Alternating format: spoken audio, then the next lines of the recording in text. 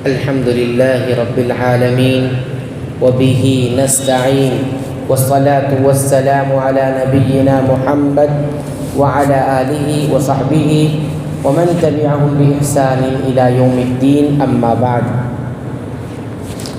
سورۃ البقرہ کی آیت نمبر 22 سے سیکھنے والی اور جاننے والی باتوں کا ذکر کیا جا رہا تھا،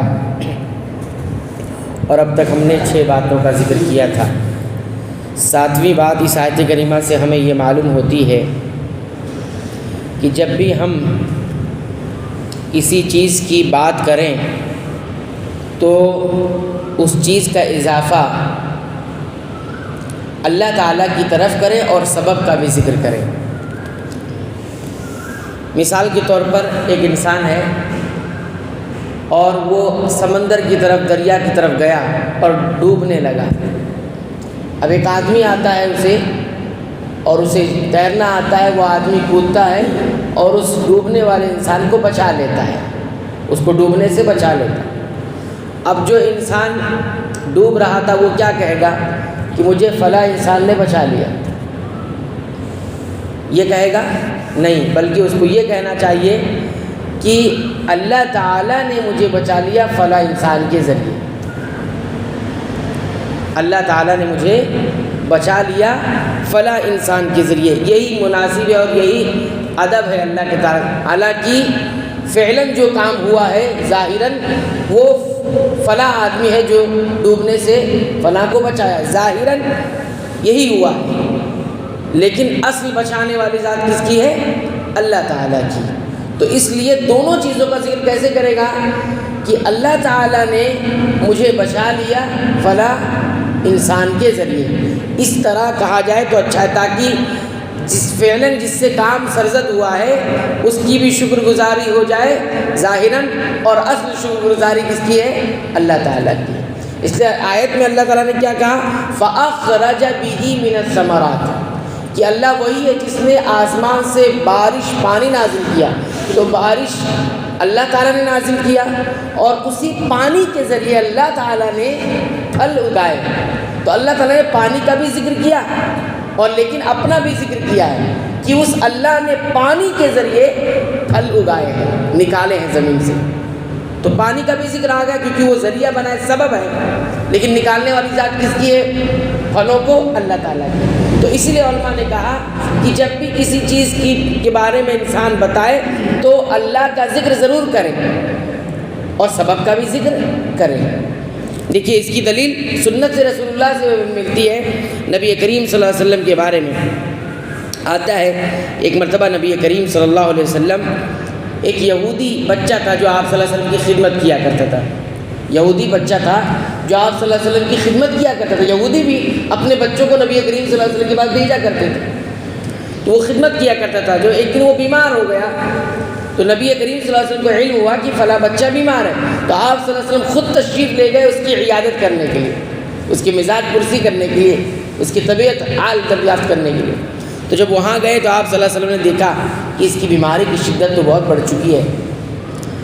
تو نبی کریم صلی اللہ علیہ وسلم نے اس سے کہا کہ اے بچے تم اسلام لے آؤ، مسلمان ہو جاؤ۔ یہ انہوں نے دعوت کی، نبی کریم صلی اللہ علیہ وسلم نے اس کو دعوت پیش کی اسلام کی، اس بچے کی۔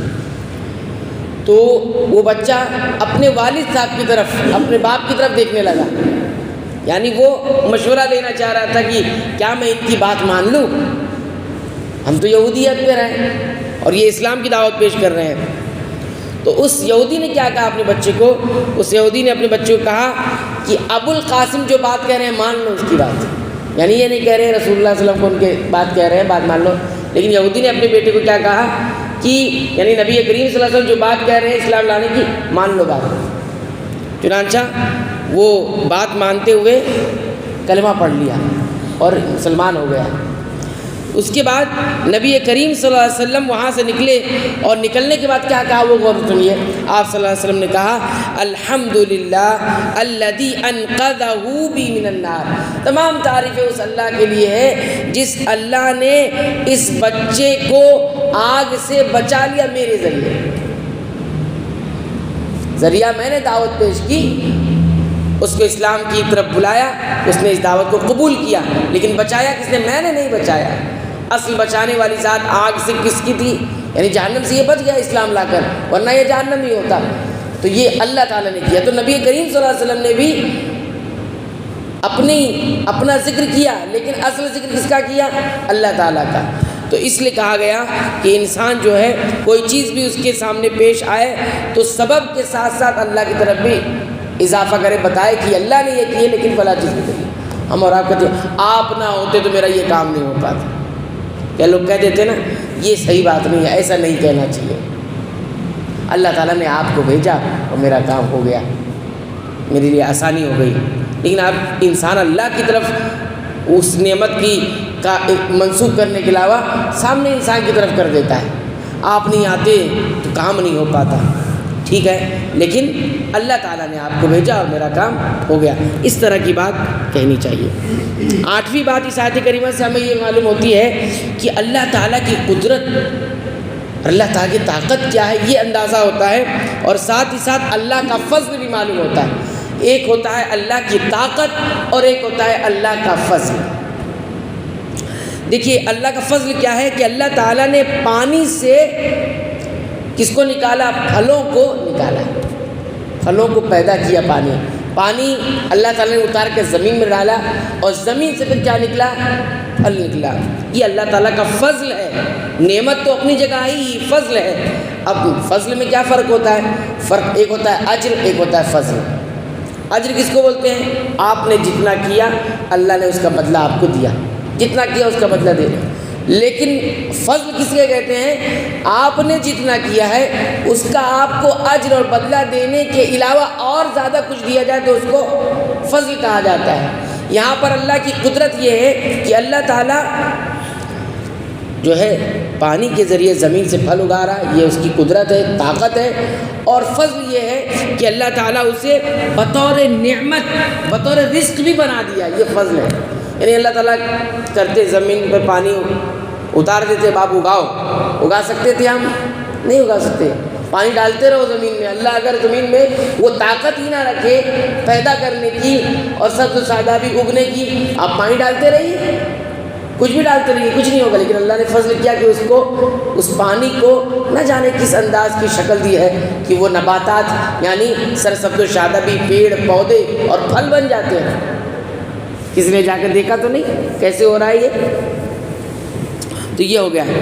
تو اللہ تعالیٰ نے فرمایا، اور اللہ کی قدرت دیکھیے کہ پانی جو ہے ہم دیکھتے ہیں زمین جو ہوتی ہے بالکل بنجر قسم کی لگتی ہے، سوکھی سی زمین لگتی ہے، پتھروں کی زمین لگتی ہے، مٹی ہوتی ہے، اور پھر اس میں پانی جاتا ہے، اور پانی جانے کے بعد ہم دیکھتے ہیں کیا اس میں کلر موجود ہے؟ کوئی کلر موجود ہے اس کے اندر، کوئی لکوڈ موجود ہے، یا کوئی ایسی چیز کیمیکل موجود ہے، کئی ایک لکوڈ سب موجود ہے، سب اندر موجود ہے اور وہ پروسیس کر رہے ہیں اور بن رہا ہے۔ کچھ دکھتا ہے زمین میں؟ اگر زمین کھودتے جاؤ گے تو وہی ایک رنگ کی مٹی آپ کو نظر آ رہی ہے۔ لیکن کیا بات ہے کہ پانی جاتا ہے اندر اور پھر طرح طرح کے پودے اگتے ہیں، اور پھر اس پودے سے آپ دیکھتے ہیں کہ رنگ برنگے پھول اگتے ہیں، اور جو پھل آتے ہیں وہ بھی الگ الگ شکل کے پھل ہوتے ہیں، اور پھل کے اندر جو ذائقے ہیں وہ بھی الگ الگ ہیں، کوئی میٹھا ہے، کوئی کھٹا ہے، کوئی پھیکا ہے، اور مٹھاس میں بھی الگ الگ، کہ ایک آم ہے اس کی مٹھاس الگ ہے، اور ایک تربوز ہے اس کی مٹھاس الگ ہے، اور دیگر پھل ہے، امرود ہے اس کی مٹھاس، سب کو میٹھا کہتے ہیں لیکن سب کی مٹھاس الگ ہے۔ میٹھا سب ہے، آم کھائیں گے تو اس کی مٹھاس الگ قسم کی ہے، امرود کھا رہے تو اس کی مٹھاس الگ قسم کی ہے، دیگر اور پھل کھا رہے تو اس کی مٹھاس الگ چیز کی۔ تو اللہ تعالیٰ نے کہا فَأَخْرَجَ بِهِ مِنَ الثَّمَرَاتِ رِزْقًا لَكُمْ۔ دو باتیں اس میں معلوم ہوئی کہ اللہ کی طاقت، قدرت کیسی ہے کہ پانی جاتا ہے زمین میں اور اگتا ہے، نباتات اگتے ہیں، اور فضل یہ ہے کہ اس کو اللہ نے ہمارے لیے رزق بنا دیا، عطا ہے ہمارے لیے، ہم نے یہ سب کیا۔ تو اللہ نے کہا کہ اسی کو سامنے رکھ کر آپ عبادت اسی اللہ کی کرو جس نے آسمان سے پانی برسا کر تمہارے لیے جو ہے نباتات اور پیڑ پودے پھل اناج گلے یہ سب تمہیں بطور رزق عطا کیا۔ اللہ تعالیٰ سے دعا ہے قرآن میں جو ہمیں قرآن حکیم کی پابندی سے تلاوت کی توفیق عطا فرما، اس کو سمجھ کر پڑھنے کی توفیق عطا فرما، اور اس کے مطابق اپنے عقیدہ ایمان اور اعمال کی اصلاح کی توفیق عطا فرما.